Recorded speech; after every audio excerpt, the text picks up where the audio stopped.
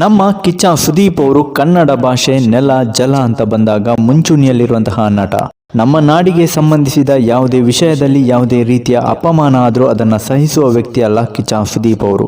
ಕನ್ನಡ ಅಂದವರಿಗೆ ಕನ್ನಡ ಅಂತ ತಿದ್ದಿದವರು, ಕನ್ನಡದ ವಿಚಾರದಲ್ಲಿ ಯಾವುದೇ ಮುಲಾಜಿಲ್ಲದೆ ಧ್ವನಿ ಎತ್ತಿದವರು, ಅತಿ ಎತ್ತರದ ಬುರ್ಜ್ ಖಲೀಫಾದಲ್ಲೇ ಕನ್ನಡ ಧ್ವಜವನ್ನ ಹಾರಿಸಿ ಬಂದವರು. ಇದೀಗ ಕನ್ನಡ ಬಾವುಟಕ್ಕೆ ಅಪಮಾನ ಮಾಡಿದ ಜಾಗದಲ್ಲೇ ನಮ್ಮ ಬಾವುಟ ಹಾರಿಸಿ ಕರುನಾಡೆ ಹೆಮ್ಮೆ ಪಡುವಂತೆ ಮಾಡಿದ್ದಾರೆ ಬಾದ್ಶಾ.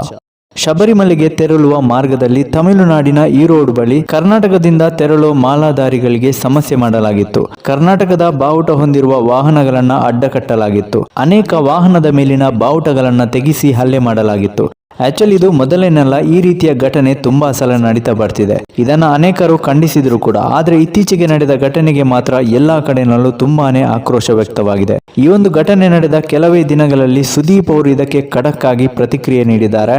ತಮಿಳುನಾಡಿನ ಕೊಯಂಬತ್ತೂರಿನಲ್ಲಿ ನಡೆದ CCL match Karnataka bulldozers versus Bhojpuri Dabanggs. ಈ ಪಂದ್ಯ ಮುಗಿದ ಬೆನ್ನಲ್ಲೇ ಕರುನಾಡಿನ ಬಾವುಟ ಹಾರಿಸುವ ಮೂಲಕ ಕನ್ನಡತನವನ್ನ ಮೆರೆದಿದ್ದಾರೆ ಸುದೀಪ್ ಅವರು. ಒಟ್ನಲ್ಲಿ ಕನ್ನಡ ವಿರೋಧಿಗಳಿಗೆ ಖಡಕ್ ಎಚ್ಚರಿಕೆ ಕೊಟ್ಟಂಗಿತ್ತು ಸುದೀಪ್ ಅವರ ಈ ನಡೆ. ಇನ್ನು ಸಿಸಿಎಲ್ ಮ್ಯಾಚಿನಲ್ಲಿ ಒಟ್ಟು 3 ಮ್ಯಾಚಿನ ಕರ್ನಾಟಕ ಬುಲ್ಡೋಸರ್ಸ್ ತಂಡ ಆಡಿರೋ 3 ಮ್ಯಾಚಿನ ಕೂಡ ಗೆದ್ದಿದ್ದಾರೆ. ಈ ಸರ್ತಿ ಖಂಡಿತ ಸಿಸಿಎಲ್ ಕಪ್ ನಮ್ಮ ಪಾಲಾಗುವ ಸಾಧ್ಯತೆ ಹೆಚ್ಚಿದೆ.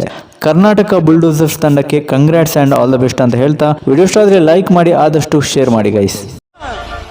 ಗಗನ ಗಾಳಿಯಲ್ಲಿ ಜಿಗಿದು ಜೀವಿಸಲಿ ಚೆಲುವ ಕನ್ನಡದ ಬಾವುಟ.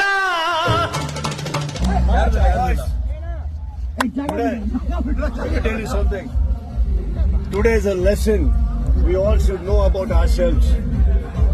Today is a lesson what we can do if we stay together. One department solve in other department ಗೆಲ್ತೀವಿ.